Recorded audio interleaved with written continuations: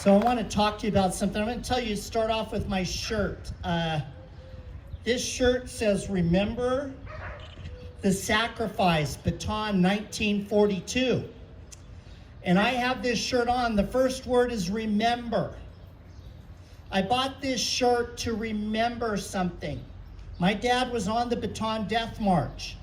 And a couple years ago, me and two of my daughters went back to White Sands, New Mexico base and did a 14-mile trek through the sands there with about 7,000 other people. Some of them were doing a full marathon. We did a little bit more than a half. But in case you think I'm more than I am, I walked the entire thing. But anyway, I was there to remember. When I was in college, one of the things I learned, they had this phrase called, they talked about monuments, memorials, and national holidays. The purpose of them is to remember. It's called, the term they used was shrinking the collective conscience of the people. That on these days, Memorial Day, Labor Day, the July 4th, Thanksgiving, and Christmas, we would all be focused on a common shared memory and value. And the traditions built on it, because that's one of the things that helps bind us together as a people. So folks, it is not a coincidence that monuments are being torn down and memorials are being defaced, up until the point now that they say that statues of Jesus have to go. Because what they're doing, there is a purposeful attack on our institutions and the foundations upon which they rest. Because these people, when they say that America is steeped in systemic racism or institutionalized racism, they are saying that America is not redeemable. America must be torn down just as these statues are being torn down. Our memory and our history has to be defaced just as they are defacing things like the Unknown Soldier Memorial, the Holocaust Memorial, the World War II Veterans Memorial, the Lincoln Memorial. This is an attack, a march through the institutions is how they've explained it. But we're here because we have a different view of our country. And it's not because of white privilege. The pastor that just spoke, he can do a speech better than I can about the Black Lives Matter, the issue of white privilege, and I want to go back and I want to talk about that with you today. But to start, I want to go back to Abraham Lincoln. Abraham Lincoln at the Gettysburg Address said 7 years ago, "Our fathers brought forth on this continent a new nation." Listen to these words, because I'm going to be wordsmithing and word parsing with you today. "Conceived in liberty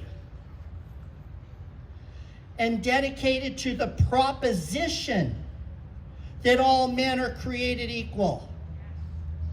It was a proposition. It was a mission statement. It wasn't a statement that the work was done. It was a statement that the work was beginning. Abraham Lincoln understood that. He called it in the Gettysburg Address, the unfinished work. He talked about their devotion. We have a devotion to that cause. He spoke on that hallowed field that those men would not have died in vain, that this nation under God would have a new birth of freedom. So let's put this in the context of the riots and the unrest and the attack on our institutions and our memories and our values and our goals and our heroes. It took us less than 100 years after the signing of the Declaration of Independence to realize that our Constitution needed to be amended one more time. it needed to be amended to end slavery. And another 50 or 60 years after that, we gave women the right to vote. Another 40 or 50 years after that, we ended what was left of institutionalized racism via the Civil Rights Act of the United States of America. Nobody ever said those founding fathers were perfect. They lived in the age they lived, but they were revolutionaries that changed the entire history of mankind by introducing a concept that was entirely and completely foreign to any government at any time in history. And what was that concept? The concept is that we hold these truths. We hold these truths to be self-evident. The cornerstone of American society is truth. Self-evident truth. So we don't need a politician. We don't need somebody with a PhD. We don't need somebody that's called an expert to explain truth to us, because we will know it when we see it.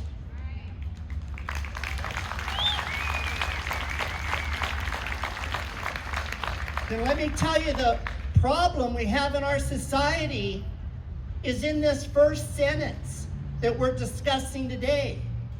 We hold these truths to be self-evident.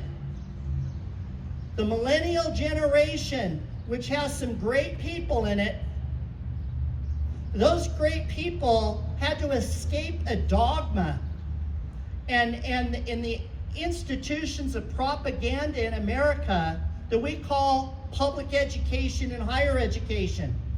Because what they have been taught, and this has been proven over and over again in polling, when you ask them what is truth, their answer is, truth is what I feel it is. Truth to them is an emotion. It's not a fact. It's not based on reason. It's based on emotion. And so when we talk about we hold these truths, folks, when we let go of the truth, we're not going to just lose our country, we're going to lose our freedom. We have to hold on to truth.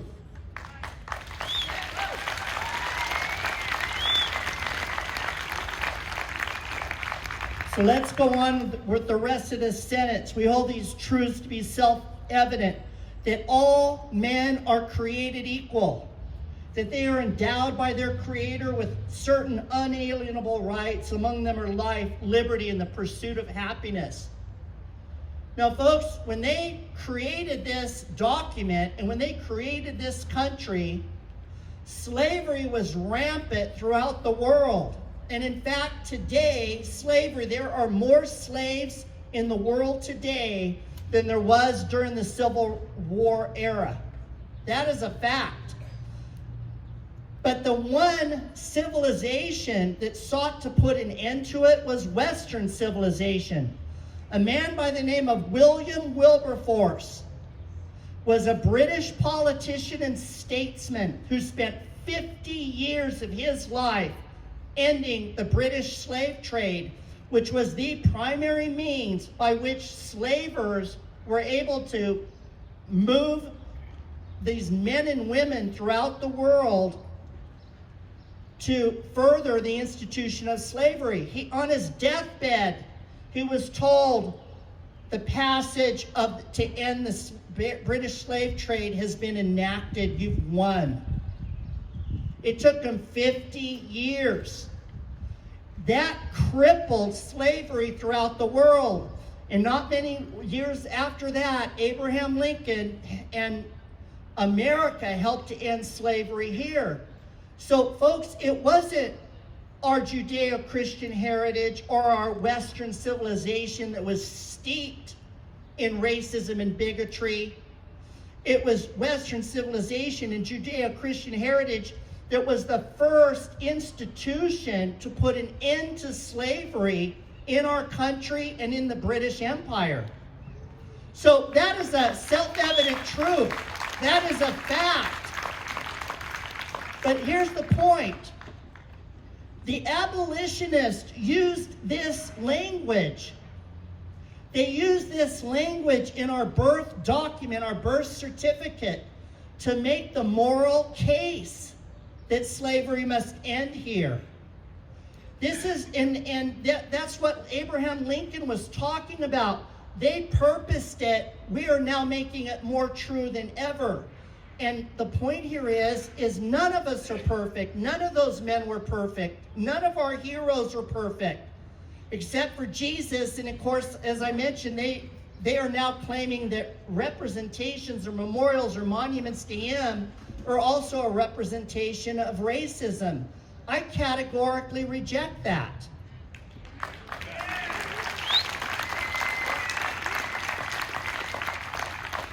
Now let's get to the crux, the miracle in that Declaration of Independence, the miracle that gave birth to this country in its present form, which is always evolving to be truer and truer. They are endowed by their Creator with certain unalienable rights. Never in the history of mankind, except for the nation Israel, for a brief period, did man look to God as the source of their rights. Before that, it was the divine rights of kings. This document gave every man divine rights. But along with those rights came responsibilities. We start, or at least we used to start off every school day and every public meeting with the Pledge of Allegiance. Now it says, I pledge allegiance. You're personally responsible. But we do it corporately. We do it together. Pledge allegiance to the flag of the United States. What does that mean? Well, I got to meet. My dad would not talk about Bataan or the Death March at all. Not at all. Him and my mom it was after they got married that she found out that he was even in it. That's how little he would talk about it. But a couple of years ago, I got to meet the last survivor of the camps that he was in Mukden, China, and Kamioka, Japan.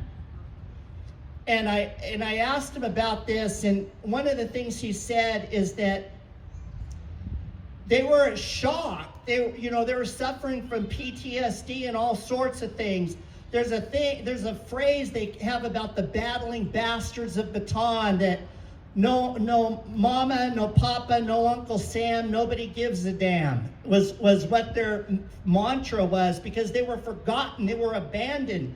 It was the largest American force ever that was left to die. They were left to die. And this scarred them immeasurably. But one of the guys that was coming back, he said, it finally dawned on me and hope broke through when I saw the American flag. Even though they'd been rescued by troops and put on transports, it was when he saw a ship with that American flag that he knew he was safe. And that flag all over the world still stands for God and justice and truth and light and freedom, which is why people for centuries, for hundreds of years have wanted to come here, and they still want to come here. We can be proud to hold up that flag. We can be proud to remember the death, the sacrifice of our forefathers who pledged their honor, their lives, and their fortunes to give birth to freedom and liberty that was God-derived, not man-derived. That requires us to pledge allegiance because we have to protect it. The republic for which it stands, we are governed by laws. We are a nation of laws, not whims, not emotions, not fads, and certainly not false stories about our country and the value of this country. We're a republic, a constitutional republic. One nation under God, indivisible. What is happening right now?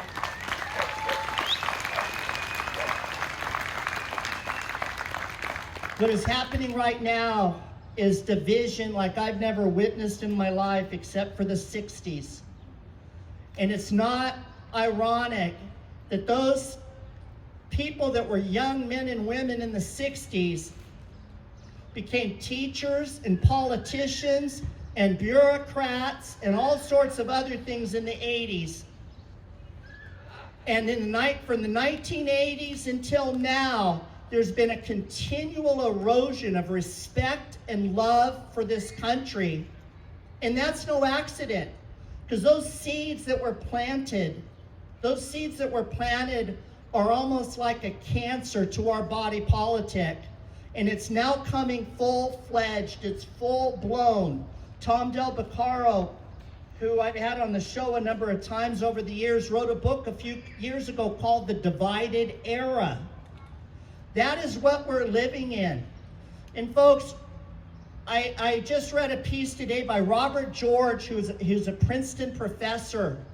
And he was talking about a visit to Harvard when he was a student at Harvard by Alexander Solzhenitsyn, who was a great patriot of Western values because he grew up and was imprisoned in Russia.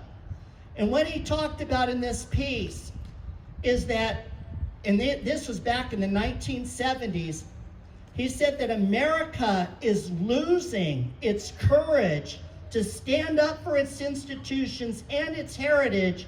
And part of that reason is because we no longer are living and we're no longer standing as one nation under God. Folks, that's the only thing that has united us in the past. We were a melting pot, a beautiful, beautiful melting pot. E pluribus unum, out of many one. Multiculturalism blew that apart. And now we're going to have a second national anthem in the United States. Folks, we have sin. They called slavery the original American sin. But you know what? I can't pay for my sins. That's where that statue of Jesus comes in.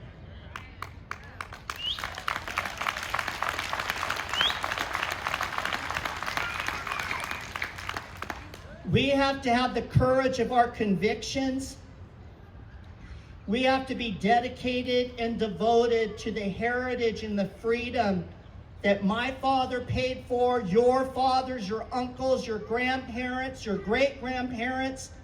They paid a price to keep us free. I'm going to Congress to keep us free. Thank you for being with us.